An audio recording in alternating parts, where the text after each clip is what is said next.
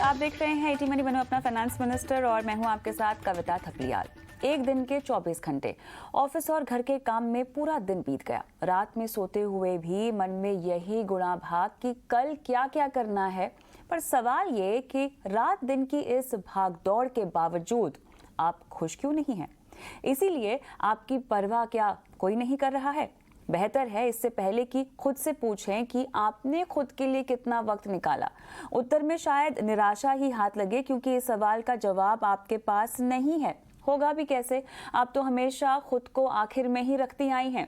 तो क्यों जरूरी है खुद के लिए वक्त निकालना? क्यों खुद के लिए वक्त निकालना जीने का एक खूबसूरत रास्ता माना जाता है? ये सब जानेंगे आज। हमारे साथ जुड़ गई हैं इन्फ्लुएंसर नियति, जो कि एक डिजिटल कंटेंट क्रिएटर भी हैं और हम सब लगातार इनको जानते रहते हैं इनकी वीडियोस के जरिए। बहुत बहुत स्वागत है और धन्यवाद आपने समय निकाला। नियति, के लिए समय निकालना बहुत ज़्यादा ज़रूरी हो गया है, ख़ासतौर से जिस तरह की तनावपूर्ण ज़िंदगी हम जी रहे हैं। लेकिन क्या ये मुमकिन है? मैं तो हमेशा ही ये सोचती हूँ कि एक दिन में 24 घंटे कम पड़ते हैं, 48 घंटे होने चाहिए। 24 घंटे काम कर लो, बाकी 24 घंटे आराम कर लो। लेकिन शायद अगर 48 घंटे मिले बिना नहीं होती तब भी मैं कहूँगी कि ये भी कम है। तो ये कॉन्सेप्ट तो इंटरेस्टिंग लगता है, पर इस पर अमल कैसे किया जाए? हम जब खुद के लिए समय निकालने के बारे में सोचते हैं तो फिर दिमाग में ऐसी चीज़ें आती हैं कि बाहर जाएंगे, ट्रैवल करेंगे, बड़ी बड़ी चीज़ें। लेकिन अगर आपको खुद के लिए समय निकालना है तो एक छोटी शुरुआत कीजिए, क्योंकि हम पूरे दिन में सिर्फ काम करते हैं, फिर घर आके घर के रिस्पॉन्सिबिलिटीज़ होते हैं। तो अपने लिए समय निकालना एक बहुत बड़ा टास्क लगता है, स्पेशली फॉर वुमेन। तो छोटी शुरुआत कीजिए। और मैंने भी ये खुद ट्राई किया है कि बिफोर द रेन्स, बारिश के पहले मैं नीचे जाती थी अपने सोसाइटी में, एक आधा पौना घंटा सिर्फ अकेले वॉक करती थी, सिर्फ नेचर को ऑब्जर्व करते हुए, बस खुद की ही विचारों के साथ। तो फिर उस आधे पौने घंटे के वॉक में ही बहुत रिलीफ मिल जाता था। मतलब दिमाग में जो सारे थॉट्स रहते थे, जो प्रेशर रहते थे, वो थोड़ा डीकम्प्रेस हो जाता था, वो थोड़ा डिस्ट्रेस हो जाता था, एंड उससे भी बहुत फ़र्क पड़ने लगा। फिर एक चीज़ जो बहुत लोगों ने ऑनलाइन पढ़ी होगी वो है एक नाइट टाइम रूटीन। और ये मुझे काफ़ी मुझे लगता था कि ये सिर्फ कहने की बात है। लोग बोलते हैं कि सोने से पहले खुद के लिए थोड़ा समय निकालो, चाहे वो 15 मिनट बुक्स पढ़ने के लिए हो या फिर कोई स्किन केयर रूटीन करने के लिए हो। मुझे तो लगा था कि नहीं, ये तो बस ऐसे ही बोलते हैं, जिनके पास कुछ काम नहीं होता वो बैठ के करते हैं रात को रूटीन। नहीं, मेरा काम ही ख़त्म नहीं होता। बट एक्चुअली ट्राई करने के बाद फ़र्क पता चला कि आप खुद के लिए टाइम निकालते हो। कुछ नहीं, आप अच्छे से फेस वॉश करोगे, खुद को ऐसे मसाज दोगे, लोशंस लगाओगे। It seems like a very simple thing, बहुत ही मामूली सी चीज़ लगती है, लेकिन जब आप खुद को अटेंशन देते हो तो आपकी बॉडी और माइंड उस हिसाब से रिस्पॉन्ड भी करता है। एंड अल्टीमेटली ये मी टाइम का गोल यही होना चाहिए कि आपके सारे प्रेशर्स निकल जाए और आपको बस अच्छा लगे। आप वहाँ से शुरुआत कीजिए और बाकी और उसे बढ़ाते जाइए as and when you get used to it. बहुत अच्छी बात आपने कही कि ज़रूरी नहीं है कि आपको बाहर ट्रैवल करना है, दोस्तों के साथ कोई डे आउट प्लान करना है। छोटी से छोटी चीज़ जो आपको खुशी दे वो आपको प्लान करनी चाहिए। लेकिन नियति, चैलेंज ये है ना कि बहुत लोगों को पता ही नहीं है कि उन्हें क्या सुकून देता है या क्या पीस देता है या क्या उन्हें पसंद है। हमारे घर में अगर हम अपनी मम्मियों की ही बात कर लें, उन्हें आप जब भी कहो कि आपको क्या खुश करता है, आपकी खुशी, अपने बच्चों की खुशी, बच्चों के साथ समय गुजारना, ये उनको अच्छा लगता है। तो कहीं ना कहीं इस सोच में बदलाव लाना होगा। तो वर्किंग प्रोफेशनल्स की बात हो, होम मेकर्स की बात हो, हमारी और आपकी मॉम्स की बात हो, इन्हें कैसे मी टाइम का महत्व समझाया जाए और इनके लिए मी टाइम क्या हो सकता है फिर? हमारी माँ के लिए या फिर कोई वर्किंग प्रोफेशनल के लिए, आप फैमिली में क्या होता है कि आप हमेशा दूसरे लोगों से सराउंडेड रहते हैं, एक एनवायरनमेंट, एक माहौल में रहते हैं जहाँ पे आपके अराउंड बहुत सारे लोग हैं।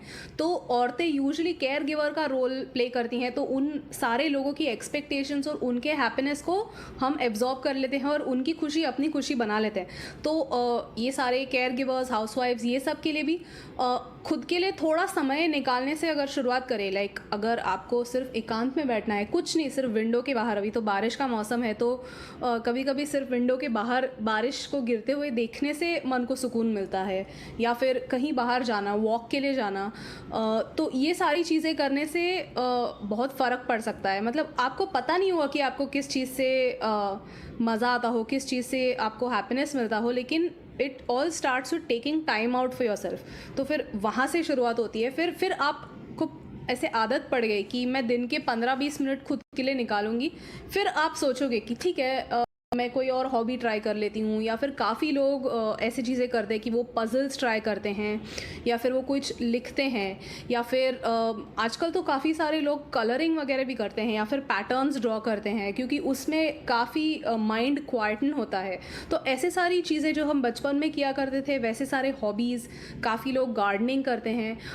कॉम्पोस्टिंग भी एक बहुत इंटरेस्टिंग चीज़ है जो आप कर सकते हैं, खुद का घर का गार्डन मेंटेन कर सकते हैं। तो ये सारी चीज़ें आपको ट्राई करने पर ही पता चलेंगी, बट पहले आपको खुद के बारे में एज एन इंडिविजुअल सोचना पड़ेगा, और वो खुद के लिए आप समय निकालोगे, उससे ही शुरुआत होती है। फिर आपको आदत पड़ जाएगी कि ठीक है, ये मेरा समय है, और फिर वो समय के ऊपर जब आपने आपका कंट्रोल ले लिया, फिर बाद में आप उसमें क्या करना है वो और सोच सकते हो। अक्सर हमें शब्द सुनने को मिलते हैं, बर्न आउट हो जाओगे, एग्जॉस्ट हो जाओगे, कहीं ना कहीं आपकी लाइफ सिर्फ घर और काम में ही सीमित रह जाएगी। साइड इफ़ेक्ट्स क्या होते हैं बर्न आउट के? जो मी टाइम की हम बात कर रहे हैं, अगर नहीं लें तो ये एक्सट्रीम केस क्या हो जाएगा आपके साथ? एक्सट्रीम केसेस में क्या हो गया कि मतलब काफ़ी लोगों के साथ ये होता है कि उनको काम में बिल्कुल मज़ा नहीं आता है, उन्हें बहुत इमोशनल लगने लगता है, उनके जो रिस्पॉन्सिबिलिटीज़ हैं वो एक बोझ जैसे लगने लगते हैं। और बर्नआउट का अल्टीमेट स्टेज में ऐसा होता है कि आपको फिर किसी भी चीज़ में इंटरेस्ट नहीं रहता, आपको खुद में इंटरेस्ट नहीं रहता, आपको दुनिया में इंटरेस्ट नहीं रहता। और ये एक काफ़ी बुरी चीज़ है आपके लिए एज अ ह्यूमन बीइंग, जब आप एकदम नंब पड़ जाते हो, सुन पड़ जाते हो, जब आपको कोई भी चीज़ इम्पैक्ट नहीं करती, कोई चीज़ अफेक्ट नहीं करती। तो इस चीज़ को जल्दी अर्लियर स्टेजेस में रोकना बहुत ज़रूरी होता है। और इस चीज़ से रिकवर करना भी एक आसान बात नहीं होती। मतलब आपको लगेगा कि हाँ, मैं बर्नड आउट हूँ तो ठीक है, मैं एक दिन छुट्टी ले लेती हूँ तो उसमें वो रिकवर हो जाएगा, लेकिन वो इतना सिंपल नहीं होता, क्योंकि हम हमारे ब्रेन्स, हमारे स्ट्रेस लेवल्स को, इन सारी चीज़ों को हम इतना अब्यूज़ कर लेते हैं, बॉडी को इतना अब्यूज़ करते हैं कि वो बॉडी और माइंड को रिकवर होने के लिए कितना टाइम लगेगा, इस पर हम एग्जैक्टली गेस नहीं कर सकते। सो इसलिए अगर आपको लगता है कि आप थके हो, आप बर्नआउट हो, तो फिर बहुत ज़रूरी है कि आप इस चीज़ पर कोई एक्शनेबल स्टेप्स लेना शुरू करें, and you don't keep pushing. क्योंकि एकदम जब लास्ट स्टेज पर आ जाएगा कि you are extremely burned out, फिर तो आपको जॉब छोड़ के घर बैठ के कुछ नहीं करने के अलावा और कोई ऑप्शन ही नहीं बचेगा, because you will not be able to perform, आप कुछ नहीं कर पाओगे। नहीं होने देना है हमें, और इसीलिए नियति हमारे साथ आज शो में शामिल हुई और तमाम टिप्स दिए। बहुत बहुत धन्यवाद शो पर आने के लिए, and keep inspiring us. Thank you so much नियति। चलिए, तो अब मी टाइम की बात तो हमने कर ली है, और इस